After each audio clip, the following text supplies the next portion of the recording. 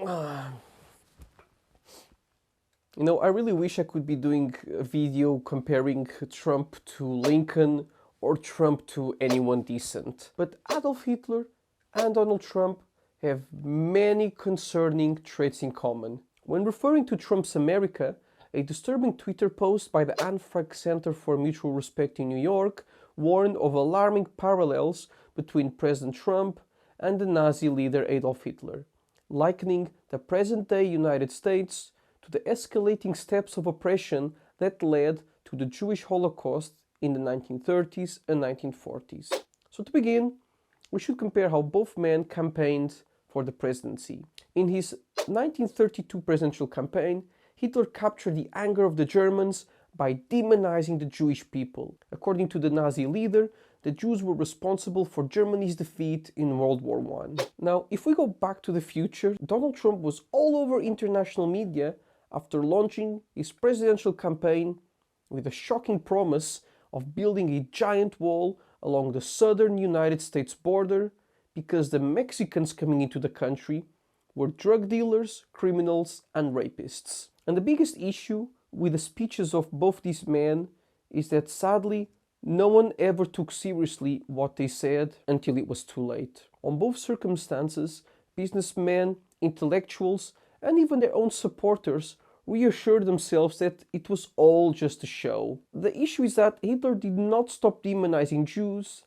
and Trump insisted on the Mexico Wall as he doubled down on calling Mexicans rapists and continuing to use them as scapegoats for the problems in the USA. Paul Hamm, author of the book The Making of the Führer, Young Hitler, argues that if Hitler was alive today, I have no doubt he would find millions of brawling adherents in the West. And judging by some of the stuff Trump has said and tweeted in the past, I'm afraid Mr. Hamm is spot on. The issue is that the racist claims from both Hitler and Trump are completely baseless, and people never question that.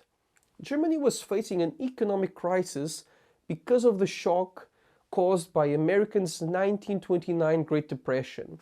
So it had nothing to do with the German Jewish community. And Donald Trump wanted to build a Great Wall of Mexico, but as a matter of fact, the majority of illegal immigration into the USA occurs when immigrants who are already in the USA overstay their temporary visas.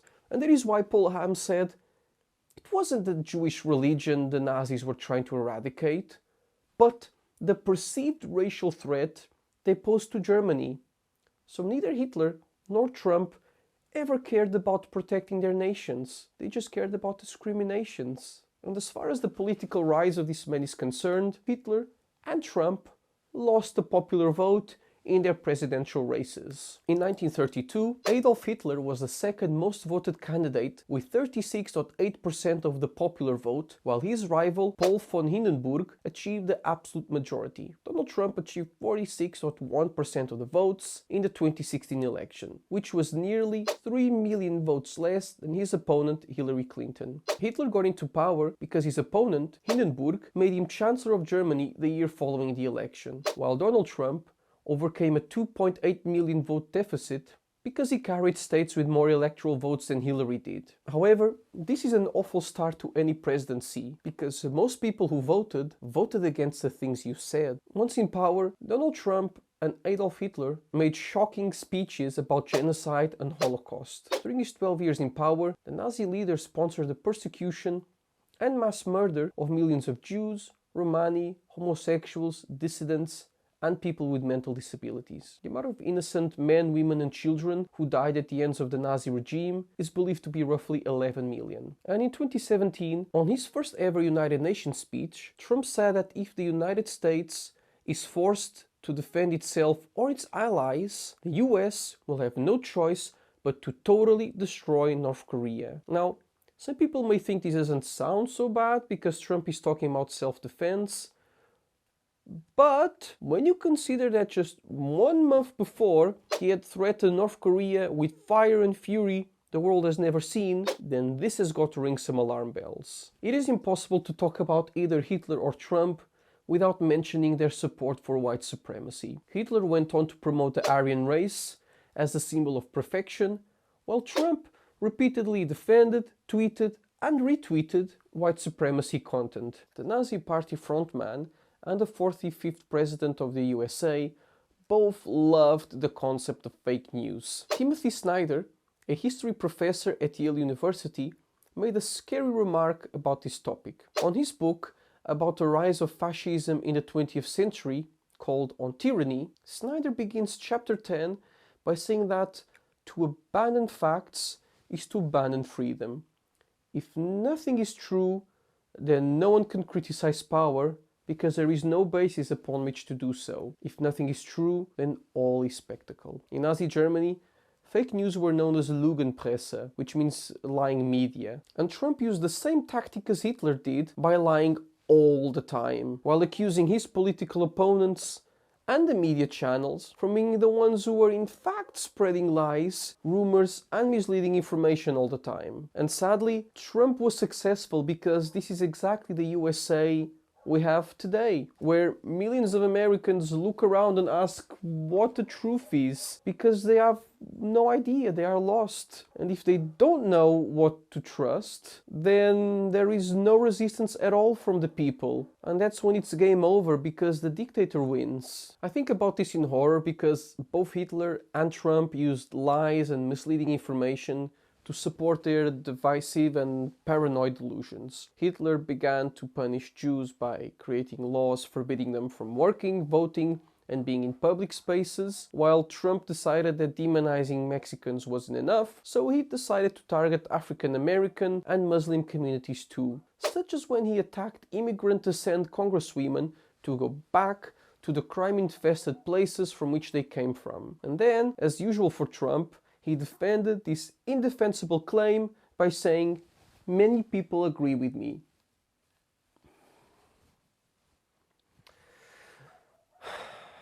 Well, I wish this would be it, but unfortunately, the parallels between both leaders only get worse.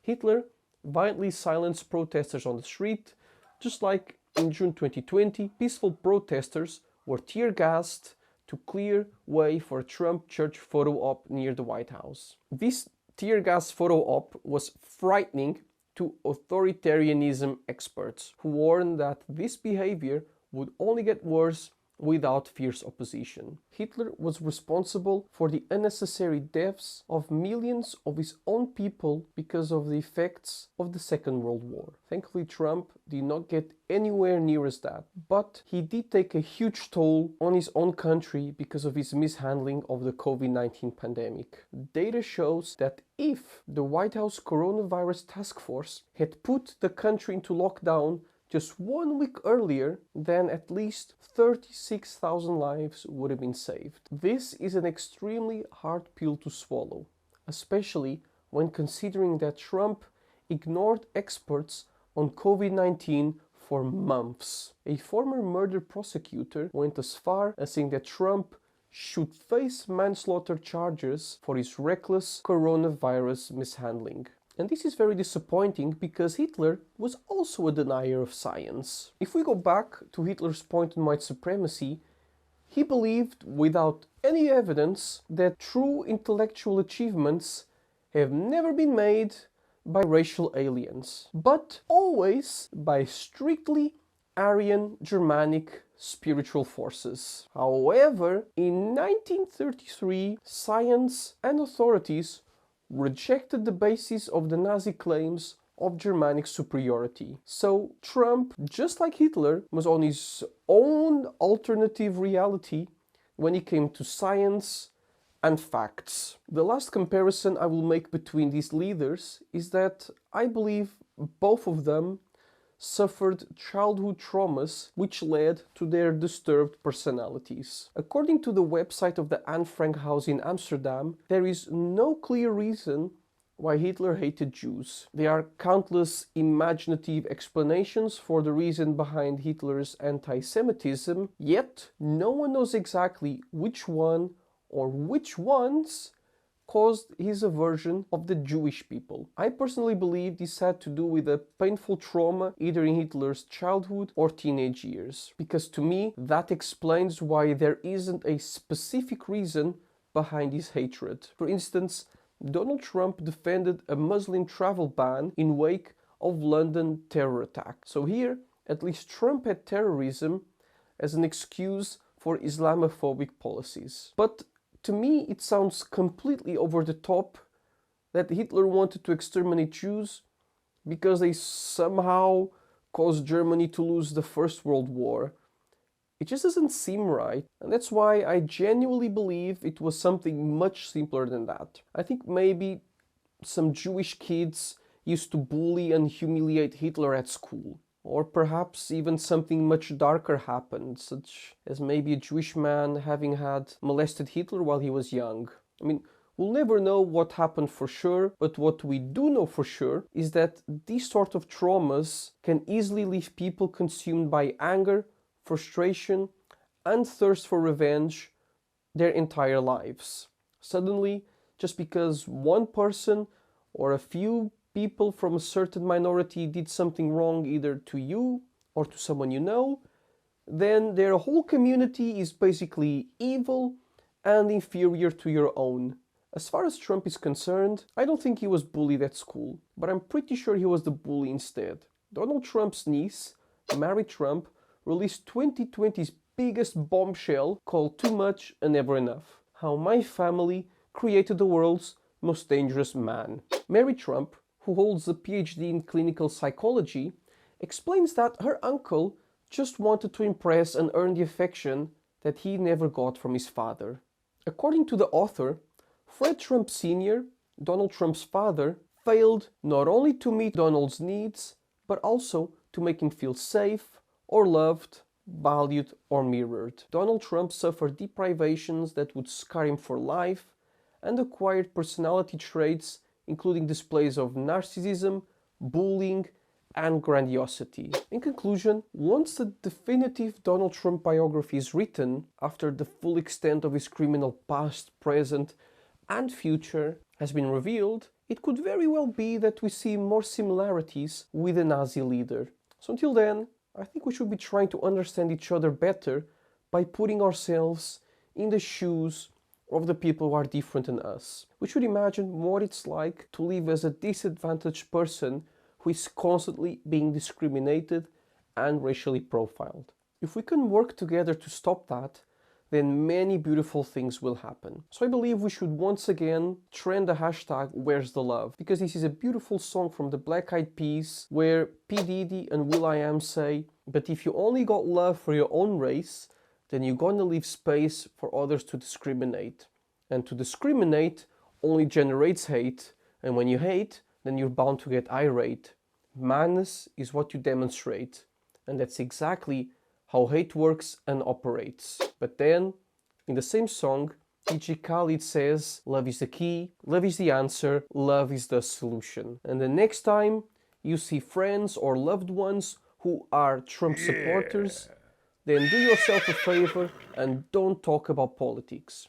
Instead, spread positivity and harmony by remembering them and yourself why you love each other. So this is it, and thank you so much for choosing to watch my video. This right here is my passion, so I'm very humbled and grateful that you are being here with me, taking part in my journey. In case you haven't done so yet, I kindly ask you to please like and share this video, and also please remember to subscribe to my channel. I make a new video every Saturday, so make sure to check them all out. Thank you, and see you again soon.